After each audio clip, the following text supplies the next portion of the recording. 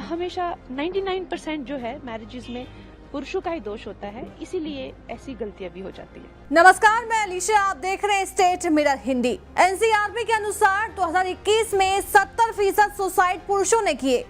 बाल यौन उत्पीड़न में 52% शिकार लड़के बने और झूठे दहेज केसों का आंकड़ा 53% से ज्यादा। कन्वेंशन ऑफ मैस्कुलिनिटी के चलते पुरुषों की मानसिक समस्याएं बढ़ रही हैं, लेकिन उनकी समस्याओं पर चर्चा करना अब भी टैबू है। डियर कंगना जी, आपका बयान आया कि 99% मर्द ही गलत होते हैं। शायद आप अपनी अगली फिल्म की स्क्रिप्ट लिखने में व्यस्त थी या संसद में भाषण की तैयारी चल रही हो, तभी आंकड़ों पर ध्यान देना भूल गई हैं। पर कोई बात नहीं, हम आपकी मदद कर देते हैं। देखिए, हमें आपकी बेबाकी पसंद है। आप हर मुद्दे पर खुलकर बोलती हैं, चाहे वो बॉलीवुड की गुटबाजी हो या पॉलिटिक्स। लेकिन ये जो आपने 99% का जादुई नंबर निकाल दिया है, ये थोड़ा ज्यादा हो गया है।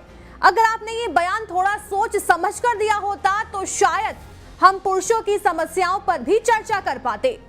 मर्दों का दर्द, आंकड़ों की जुबानी। आत्महत्या के आंकड़े राष्ट्रीय अपराध रिकॉर्ड ब्यूरो यानी एनसीआरबी के 2021 के आंकड़े बताते हैं कि भारत में 1,64,033 लोगों ने आत्महत्या की, जिनमें से 70% पुरुष थे। 30 से 45 आयु वर्ग के पुरुषों में आत्महत्या की दर सबसे ज्यादा है। शादीशुदा पुरुषों की संख्या आत्महत्या करने वालों में काफी बड़ी है। क्या आपने कभी सोचा कि मर्द को दर्द नहीं होता? जैसे जुमले इन आंकड़ों को और भी खराब बनाते हैं। पुरुष भी बनते हैं रेप और यौन शोषण के शिकार।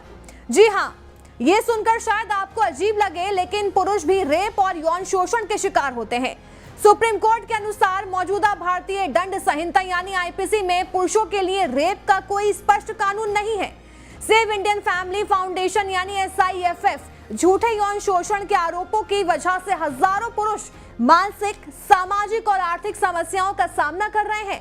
बच्चों पर यौन शोषण एक गंभीर समस्या है। महिला और बाल विकास मंत्रालय की 2007 की रिपोर्ट के अनुसार 53.22% भारतीय बच्चे किसी न किसी प्रकार की यौन शोषण का शिकार हुए हैं। इन बच्चों में 52.94% लड़के शामिल हैं। क्या ये आंकड़े आपकी नजर में आए? अगर आए होते तो शायद आप समझ पाती कि लड़कों और पुरुषों को कितने गंभीर संकटों का सामना करना पड़ता है। सिस्टम और समाज का नजरिया, पुलिस का रवैया। जब पुरुष यौन शोषण या घरेलू हिंसा की शिकायत दर्ज कराने जाता है तो पुलिस अक्सर उनका मजाक उड़ाती है। शिकायतें दर्ज नहीं की जाती, पुरुषों को कमजोर या झूठा कहकर भगा दिया जाता है। कानूनी सुरक्षा की कमी। भारत में यौन शोषण और घरेलू हिंसा से संबंधित कानून मुख्य रूप से महिलाओं पर केंद्रित है, यानी POCSO act, protection of children from sexual offences act.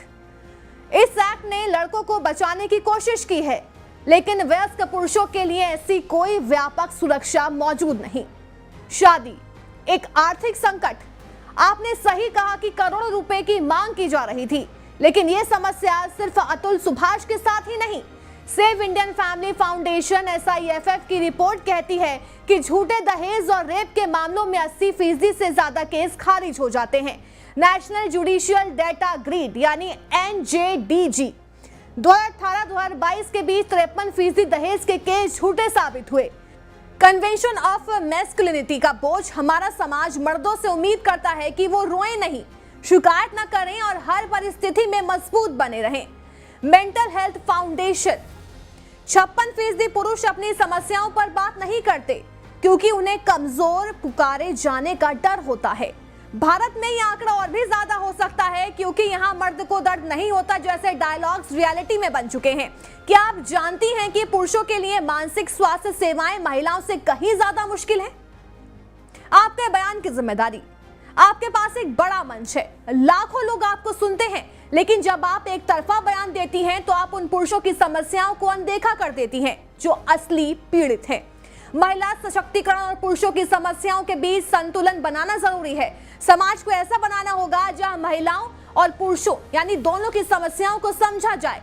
तो अगली बार जब आप किसी मुद्दे पर बयान दें तो कृपया थोड़ा रिसर्च कर लें। आंकड़े और तथ्यों को शामिल करने में आपका बयान और ज्यादा मजबूत बनेगा। सादर, एक जागरूक नागरिक।